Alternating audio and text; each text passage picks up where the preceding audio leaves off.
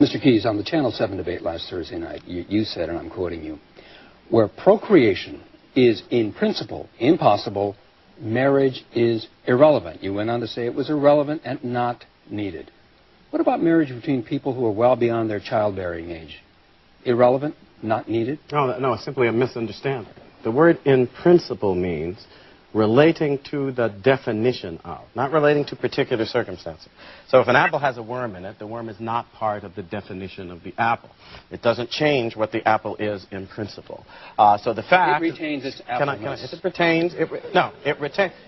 To act as if concepts are laughable means that you want to be irrational. Human beings reason... You said it was irrelevant and not needed. Human beings reason by means of concepts and definition. We also make laws by means of definitions. And if you don't know how to operate with respect for those definitions, you can't make the law. An individual who is impotent or another who is infertile does not change the definition of marriage in principle.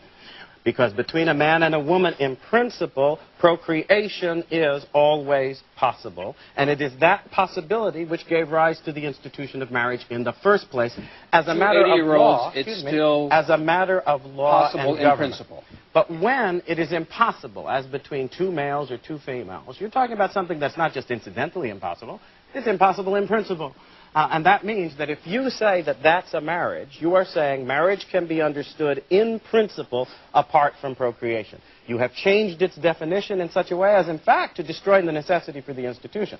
Since the only reason it has existed in human societies and civilizations was to regulate, from a social point of view, the obligations and responsibilities attendant upon procreation. So when you start playing games in this way, you are actually acting as if the institution has no basis independent of your own argument.